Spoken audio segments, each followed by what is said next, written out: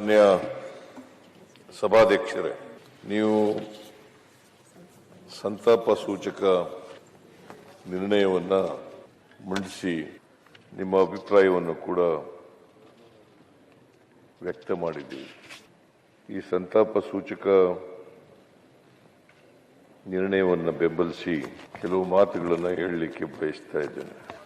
ಮಾಜಿ ಮುಖ್ಯಮಂತ್ರಿಗಳಾಗಿದ್ದಂಥ ಎಸ್.ಎಂ. ಕೃಷ್ಣ ಅವರು ಇವತ್ತು ಬೆಳಗಿನ ಜಾವ ನಮ್ಮನ್ನಾಗಲಿದ್ದಾರೆ.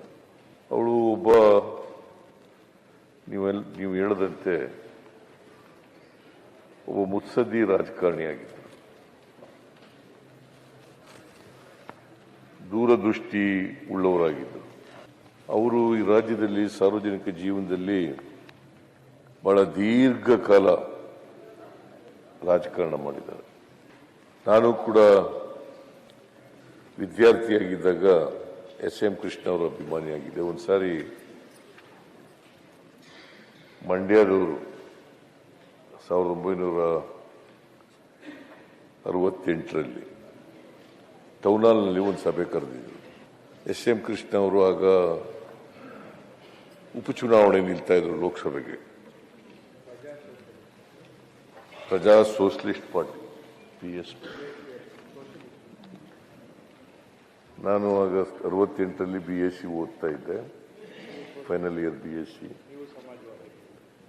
ನಾನು ಇನ್ನೂ ಆಗ ಸಮಾಜವಾದಿ ಪಾರ್ಟಿ ಸೇರಿರಲಿಲ್ಲ. ಲಾ ಕಾಲೇಜಿಗೆ ಸೇರಿದ ಮೇಲೆ ಸಮಾಜವಾದಿ ಪಾರ್ಟಿ ಸೇರ್ಕೊಂಡದ್ದು ನಾನು. ಆದರೆ PSPಗೆ ಸೇರಿರಲಿಲ್ಲ, SSPಗೆ ಸೇರ್ಕೊಂಡಿದ್ದೆ. ಲೋಹಿಯಾ ಅವ್ರ ಪಾರ್ಟಿಗೆ ಸೇರ್ಕೊಂಡಿದ್ದೆ. ಸನ್ಮಾನ್ಯ ಸಭಾಧ್ಯಕ್ಷರೇ, ನಮ್ಮ ಈ ಬೆಳಗಾವಿ ಅಧಿವೇಶನದಲ್ಲಿ ನಡೀತಾ ಇರುವಂಥ ಸಂದರ್ಭದಲ್ಲಿ ನಮ್ಮನ್ನು ಅಗಲಿರ್ತಕ್ಕಂಥ ಸನ್ಮಾನ್ಯ ಎಸ್.ಎಂ. ಕೃಷ್ಣ ಅವರು ಇವತ್ತು ಬೆಳಗಿನ ಜಾವ ನಿಧನರಾಗಿರುವಂಥದ್ದು. ತಾವು ಕೂಡ ನನಗೆ ಫೋನ್ ಮಾಡಿದ್ರಿ, ಬೇರೆಯವರು ಕೂಡ ನನಗೆ ಫೋನ್ ಮಾಡಿದರು.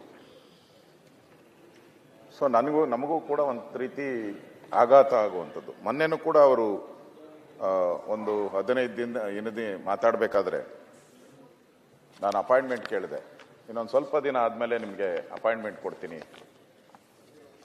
ಇನ್ಫೆಕ್ಷನ್ ಆಗ್ಬೋದು ಆ ದೃಷ್ಟಿಯಿಂದ ಅಂತೇಳಿ ಅವತ್ತು ಅವ್ರಿಗೆ ಮಾತಾಡೋಕ್ಕೆ ನನಗೆ ಅವಕಾಶ ಸಿಕ್ಕಿಲ್ಲ.